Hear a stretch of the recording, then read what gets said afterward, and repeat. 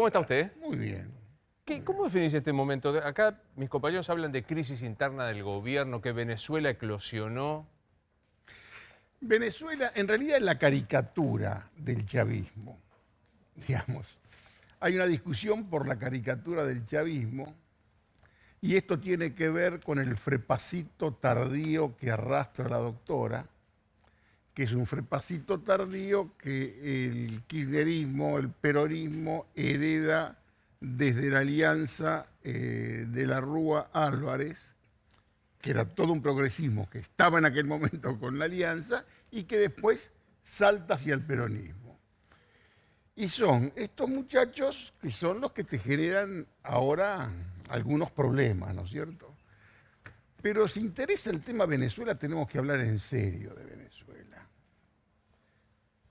Te digo caricatura del chavismo porque hablamos de un régimen sostenido por la melancolía de aquello que fue y acompañado por otros referentes latinoamericanos que tampoco ya están.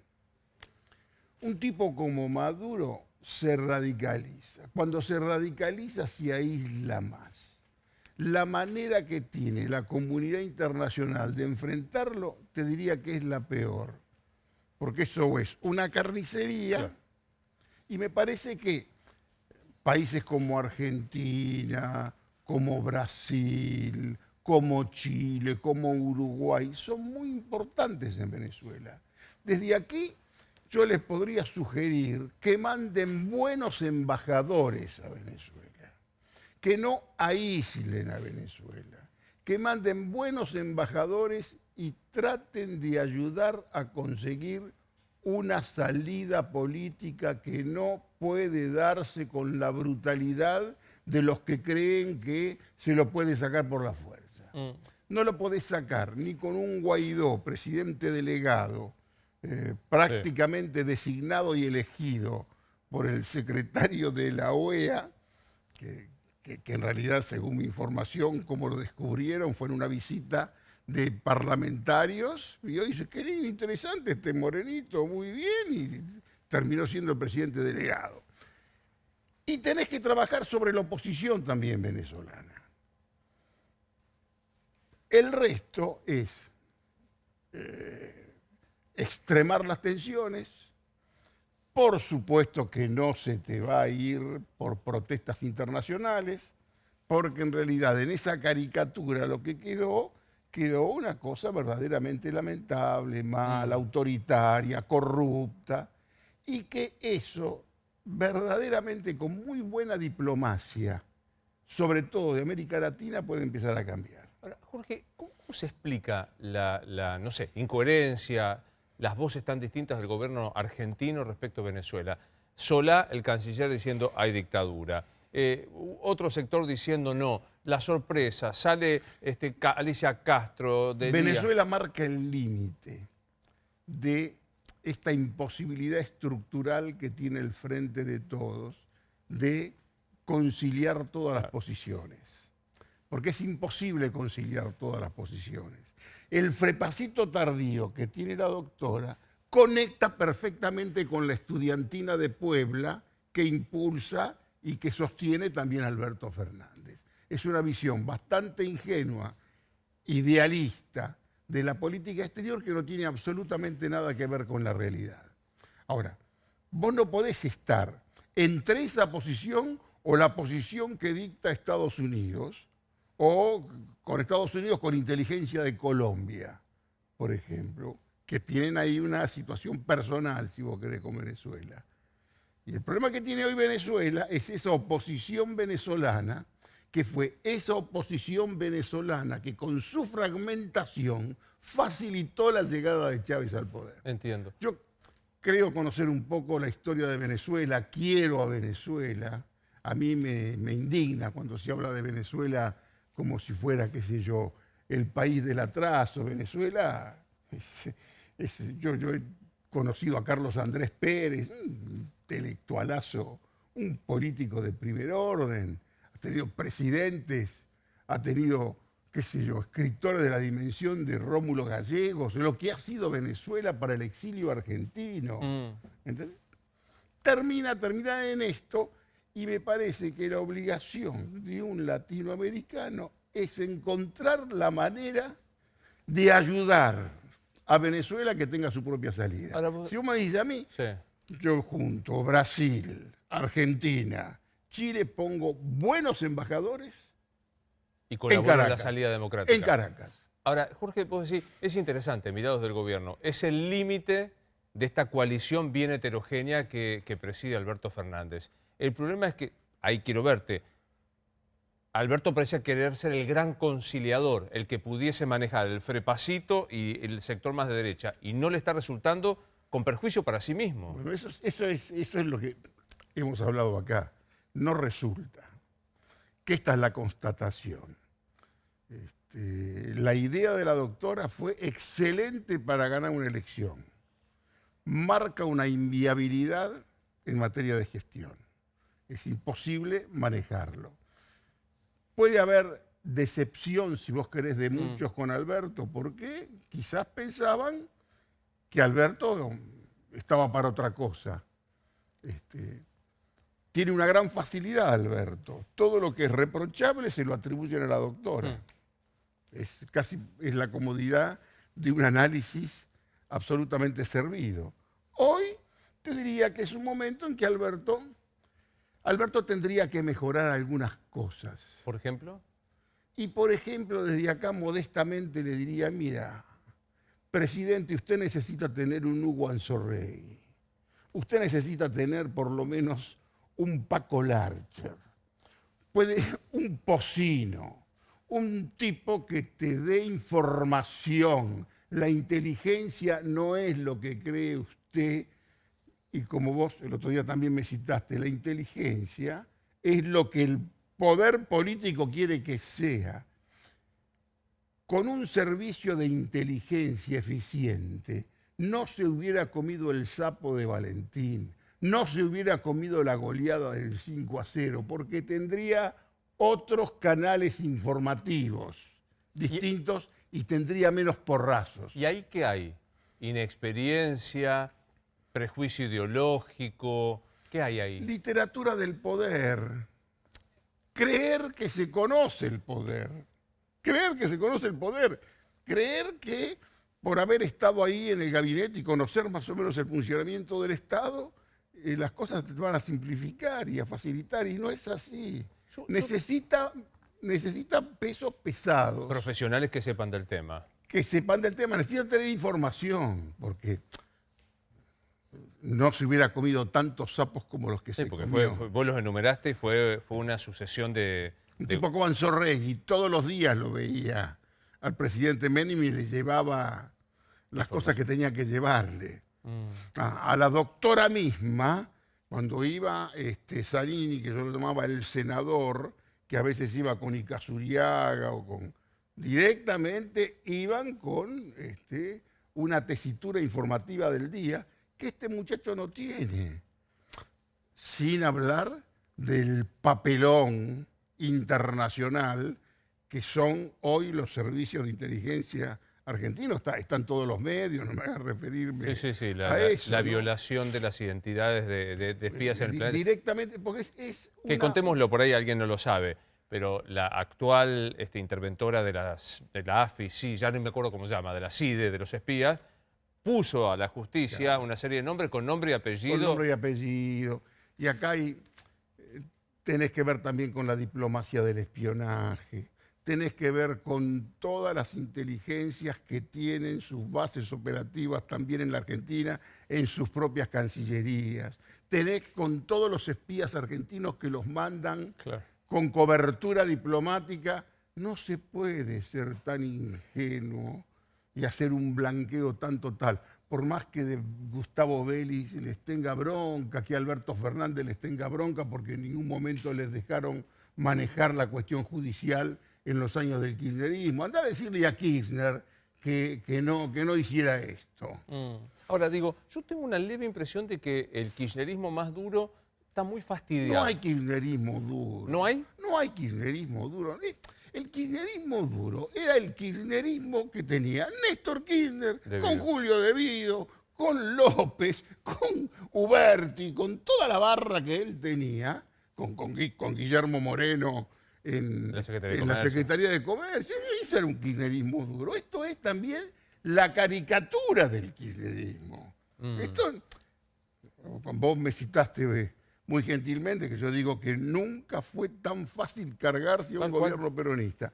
Cualquiera cree que está en condiciones de cuestionarte y llevarte puesto. Bueno, pero ahí, en ese cualquiera no solo está la Corte con el 5-0, la oposición que le entra con Patricia Bullrich, está el propio, como dijiste, la propia caricatura del kirchnerismo Por supuesto, que se le anima a... que esto es una caricatura de lo que fue. Yo fui muy crítico Sí, de aquello que por crítico lo respetaba, porque era una concepción del poder completamente distinta y Néstor Kirchner se va en el 2007 del gobierno con todo el poder en el bolsillo. hay un Y libro todo- tuyo entero, digo, Todos que hacían cola, yo era casi el marginal por estar escribiendo en la contra. marroquinería, recomiendo la Hay marroquinería. un gran amigo que no lo voy a citar, un gran comunicador, en momentos en que eran todos kirchneristas, y aparecía yo, me decía, ahí viene la oposición. Yo era la oposición, nada, porque todos estaban absolutamente a favor.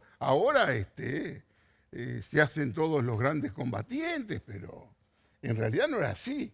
Aquel kirchnerismo que impuso una revolución recaudatoria extraordinaria, en los años que impuso esa revolución recaudatoria, estuvo prácticamente con el apoyo de casi todas las fuerzas que hoy se espantan. Bueno, pero ¿cómo explicás que, te voy a tomar la metáfora, que hasta la propia caricatura del kirchnerismo, hoy en la coalición de gobierno, se le anima en on o en off, más en off que en on, al propio presidente de la Nación? Pero bueno, ¿será que no lo respetan? ¿Será, y esto no habla de Alberto, será que en esa genialidad táctica que tuvo que ver con la campaña, la doctora quizá banalizó la figura, la importancia de la institución presidencial? A ver, o sea, cuando hizo esta modo de unir Cuando al... cualquier locutor hoy, ya a los 2 o 3 meses, se preguntaba ¿quién manda aquí? ¿Manda él? Ya directamente lo degradaban por Alberto. Acá te digo, casi me produce Sí, lo dijiste. una cierta misericordia porque no es el culpable. Quizás con esa gran asamblea de desgracias que hay en la Argentina cotidianamente, que tenés que hacer una cuestión comparativa de qué cosa es peor que Tal cual. otra. En esta Argentina, lo que me parece que tendría que tener, si existiera, por ejemplo, un peronismo, si tuvieran un partido detrás, en realidad el peronismo, como partido justicialista, es una pata que sostiene este gobierno. ¿Cómo la puede sostener el frepacito tardío? ¿Cómo la puede sostener el partidito parte, que es el partido de Alberto Fernández, que ahora, por la gran pasión que hay en la Argentina por el onomástico, nosotros tenemos un apasionamiento por el onomástico. claro. Ahora, el crecimiento y el relanzamiento del gobierno es el 17 de octubre, donde le van a poner el caramelito de madera de la presidencia del PJ, que es algo que sinceramente es para construir. Y pensar que a un presidente hay que empoderarlo es casi, te diría, una manera de menoscabarlo. Porque si sos presidente, ¿quién te va a empoderar? No, claro. Sos el presidente.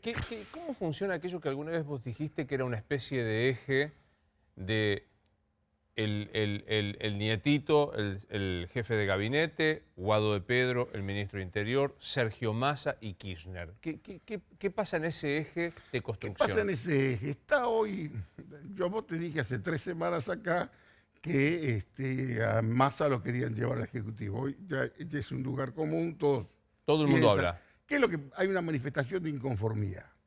Aníbal Fernández, que es amigo de Alberto Fernández, va a tomar un café o a almorzar, ya todos ayer, anteayer pensaban Jefe de gabinete. que era jefe de gabinete. A este muchacho, el nietito, el pibe también, se ve cuestionado y al verse cuestionado también se radicaliza. Sí, levanta el tono. Radicaliza, levanta el tono, casi porque prácticamente es el mismo contexto que lo lleva a eso, porque todos lo miran ya como si fuera un plazo fijo, el pibe que ya que vos lo prolongás. Todos dicen y todos saben que el gabinete es malo. Según mi información, probablemente mala, no va a haber ningún cambio. ¿No va a haber cambio? No va a haber cambio en lo inmediato. No va a haber cambio. Qué sé yo. No te quiero dar información que sea inquietante, pero... A ver, ahora, ¿qué es lo más importante que casi pasa desapercibido? El Fondo Monetario Internacional está acá. Tengo una mala noticia para darte. ¿A mí o a ellos? En general, la noticia que tengo para darte, el Fondo Monetario Internacional no quiere exigir absolutamente nada serio a la Argentina. ¿Sabes por qué? Porque piensa que si exige algo serio, el gobierno se cae. Y si el gobierno se cae, lo que necesita hoy el fondo es un asiento contable que justifique esos 44.000 palos. Pero confianza, esta información que no tengo de acá, de estos dos muchachos que vinieron, que casi te diría, la instrucción es ni siquiera confrontar ni exigir nada, porque el fondo no quiere responsabilizarse del eventual fracaso del gobierno. Al diablo. O sea, para que el fondo... primero sorprendió, a lo mejor ahí se cierra el porqué de la señora Cristalina Georgieva que dijo no venimos en plan de ajuste, no venimos en nada de esto, que parecía una ONG más que el fondo. No te vamos a exigir nada. Hasta se puede dar el lujo el ministro de decirle al AGE, como le dijo, ¿para qué bajar el gasto público? ¿Dónde vos viste un Fondo Monetario Internacional que vaya a revisar algunas cuentas sin pensar siquiera en el gasto público? En realidad, casi tenemos una impunidad total ya. Debería ser aprovechada. Pero por supuesto, ¿qué es lo que va a pasar? ¿Qué es lo que quiere el fondo? Bueno, un asiento contable que dentro de 4 años a lo mejor Argentina le paga y si no, todo eso va a pérdida y sin exigirle nada. Digamos, estás tan en la lona que no te quieren exigir. Ahora, frente a eso que habla del dramatismo de la situación, de la endeblez de la situación, también habla de la posibilidad de que podría reconstituirse un gobierno y aprovechar esa no exigencia como para lanzarse hacia algún lugar. Y sí, eso sería lo ideal, pero si en este momento vos... hay una gran novela de Liliana Hecker, una escritora argentina que se llama Zona de Clivaje. Sí, claro. Es decir, clivaje es esa parte del cristal donde el cristal se puede romper. La política argentina, el país entero es un clivaje. Donde vos tocas un poquito fuerte, puede haber problemas. De paso, maestra de escritores, Liliana Hecker, recomendemos, tiene un libro de reportajes fenomenales sobre el fin de la vida que van de Borges a Fontana Rosa. Yo siempre tengo apelo a los libros, pero bueno, es mi oficio. Jorge, digo, pues sí, no va a haber cambio en el gabinete.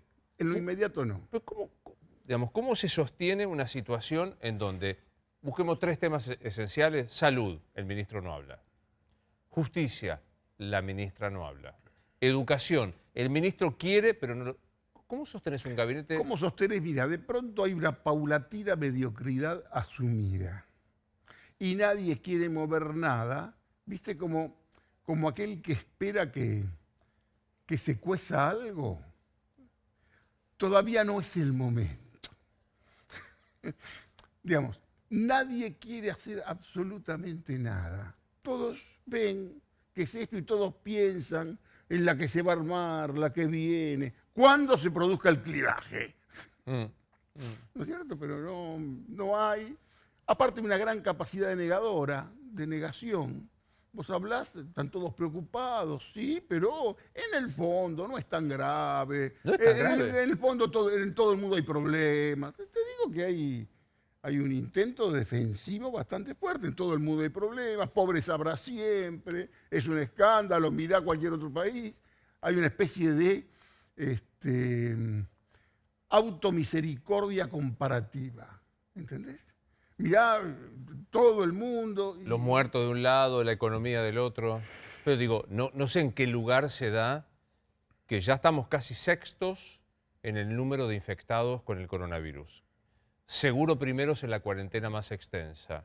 Seguro entre los 3 primeros de más... Todo sale mal en la Argentina, no pareció una de mis... Casi todo nos sale mal. Te dije acá que también esto iba a salir mal. ¿Cuál fue el paraíso en las encuestas de Alberto Fernández? Marzo, abril, mayo, porque estaba bien el tema de las encuestas, iban con las filminas, lucían podólogos por todas partes, todos los programas llenos de podólogos que te explicaban todas las cosas. ¿Dónde está ahora eso? Pues es que, a mí me parece bien incluso que no hablen, que no hablen, que no hagan... ¿Te parece bien? Y sí, por una cuestión de vergüenza, hermano. Me da vergüenza ver a un tipo con todo lo que dijeron, prácticamente que conferencias que duraban 1 hora y media, 2 horas, te hacían sentir, qué sé yo, comparado. Hoy no te podés comparar con nadie. Pues es que si la inteligencia artificial me ayudara, yo diría, pongamos ese momento. Yo me acuerdo, había pasado mi cumpleaños, yo cumplo el 17 de abril, así que seríamos fines de abril, a lo sumo principio de mayo, que yo te dije, che, pero el presidente tiene el 80% de imagen positiva. Y vos me dijiste... Si me decían, vos le decís el poeta impopular todavía. ¿Te acordás que yo ¿Cómo te le dije decís eso? poeta impopular? Bueno, por supuesto, sí, ese fue ese momento. Ese momento que es el que le reprochan los analistas políticos más ingenuos, le reprochan al presidente no haber aprovechado esos 60 días de gloria para ponerse muy fuerte y casi emanciparse de la doctora. Que la doctora estaba con su hija en Cuba, venía, que hablaba menos, prácticamente tenía todo el escenario, y muchos se confundieron. Pero digo, no emanciparse la doctora, porque eso efectivamente era una ingenuidad, un sueño absolutamente insólito. Pero hoy mismo en canales importantes de televisión, periodistas prestigiosos preguntan, dice, ¿sueña con que en algún momento Alberto diga se acabó? Pero estamos hablando de colegas respetabilísimos, hermano. Bueno, ahora, hay un sector de los analistas que decían no emanciparse, pero sí constituirse. ¿Te acuerdas cuando yo te preguntaba todo el tiempo en el péndulo del poder a dónde se detiene? Y vos me decías, se detiene más en la doctora, además. Digamos, ¿alguna posibilidad de que se detuviese en el propio presidente? Hubo, y ahí eso sí que fue una oportunidad desperdiciada. Puede ser, pero no, sinceramente yo creo que no estaba para eso. Fue un momento histórico, una cosa que tenía que ver con una epidemia y un grado de desesperación, una intensidad, como decía Edgar Allan Poe, la intensidad por una razón física es necesariamente breve. Esa intensidad fue breve. Esto está en Filosofía de la Composición, un ensayo de Edgar Allan Poe, que decía esto, la intensidad tiene que ser breve. Bueno, puede ser intenso. Una necesidad física. Claro, no podés mantener una intensidad de 7 meses al pueblo en su casa. Es imposible. Y frente a esto, digo, la adversidad que vos muy bien decís, porque hay una adversidad económica, social, de seguridad, la crisis de las escuelas. Digo, no poder tener una idea de cómo resolver después de 209 días las escuelas demuestra una impericia notable. ¿Cómo reconstituís? ¿Qué salida ves para reconstituir esto? Salida en lo inmediato, la verdad que es muy osado de mi parte, pero yo llamaría hoy a los líderes de todos los partidos. Muchachos, estamos en esto. Haría un sinceramiento. Pero casi es tarde porque estamos casi con planteos electorales. Gente que saca la cabeza y todo pasa a tener hoy una cuestión electoral. Tiene que quemarse a alguien, yo no quiero saber más nada y ver cómo esto se puede resolver, porque verdaderamente estamos todos en el barquito complicado. Ahora, viene otra más próxima. Todo indica que la Corte, lo más leve que podría fallar, es decir, Bruglia, Bertuzzi y Castelli no son trasladados y para adelante cambiamos. Digamos. Si no es que dice, tiene toda la razón el Poder Judicial. Sería otro golazo en contra para el gobierno. es conjetural. Yo sinceramente no tengo información certera sobre qué es lo que va a hacer la Corte. No creo que le vaya bien al gobierno o como espera el gobierno en esta cuestión, ¿no es cierto? Pero es una de las tantas cuestiones. Vos tenés tomas. Si vos me decís dónde está el péndulo del poder hoy, en otro momento te decía los sindicatos. Y en realidad los sindicatos dejaron de ser la columna vertebral. Hoy ya casi la columna vertebral son las organizaciones sociales porque la misiadura despojó a la producción. Hoy lo que tenés que ver es cómo administrás tanta misiadura. Ahora, Jorge, digo, con este panorama que hoy vos planteás, de la gran mayoría diciendo no movamos, porque es bueno, esto que vos decías, un gabinete sin cambios y mediocre, definiste vos. ¿Te acuerdas cuando le decían a Cornelio Saavedra las brevas todavía no están maduras? Pero claro. Y bueno, para muchos las brevas no están maduras y hay que esperar un poco más y nadie se atreve directamente a plantear las cosas que ya tenés que plantear. Yo que te dije a vos la semana pasada, este gobierno está muy debilucho y necesita un polivitamínico. Polivitamínico, fuerza política, representación, identidad. Nunca fue tan fácil llevarte puesto. Ya el 12 de octubre te van a hacer otra marchita. Otra más. No tenés ni siquiera gente que te defienda. Porque de pronto... Sí, ahora el ruidismo de las calles está enojado con Venezuela encima ahora. Sí, está enojado con Venezuela, está enojado con la doctora, quiere presa a la doctora, el rencor sigue muy, muy fuerte. La verdad que vibra demasiado ese rencor. Y vos, en esto que decís, cualquiera se le atreve a este gobierno no tiene quien salga a bancarlo. Bueno, por eso te digo. Yo te aseguro que si la Cámpora dice y amaga con que va a ser una movilización el 12 de octubre, ya hay mucha gente que lo puede salir a pensar a ver si sale envuelto en una bandera. No te olvides que cuando fue el tema del campo, simplemente amagaba al negro de Lía con que iba a aparecer y toda la gente creía que venían los malos. ¿Por qué? No era tan fácil en aquel momento llevarse el puesto. Todo esto era para construir una pregunta que te voy a dejar para después del corte. ¿Cuánto de solo lo ves en esta coyuntura Alberto Fernández? Pausa y lo contestas, Jorge.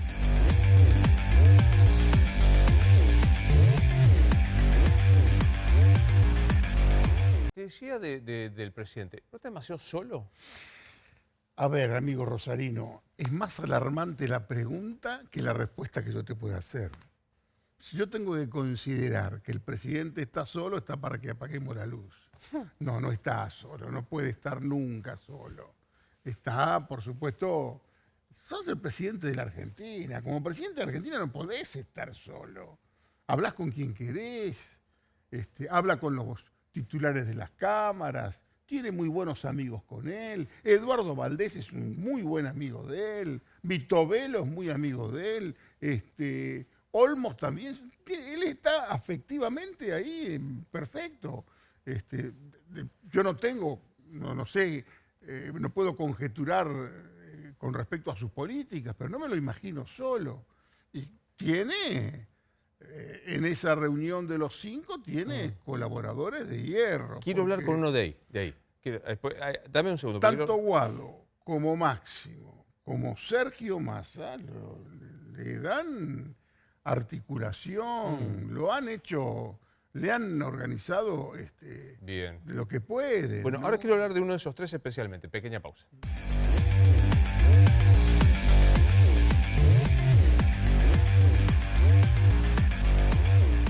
De ese grupo que vos decías, Guado, Máximo y Massa, empiezan las lucubraciones.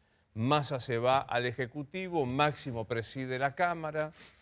Sí, pero son todas conjeturas. Yo no quiero hablar sobre conjeturas. Lo escuché en un columnista muy importante, que a lo mejor Máximo va a ser presidente. Me parece que son juegos intelectuales estos.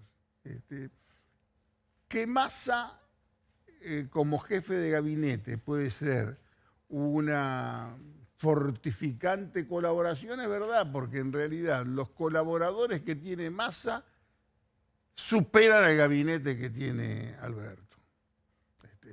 Yo sé que hace reuniones Massa con colaboradores de él que son, casi parecería un gabinete paralelo, pero no es eso, y está todo eso a disposición, si vos querés, de Alberto.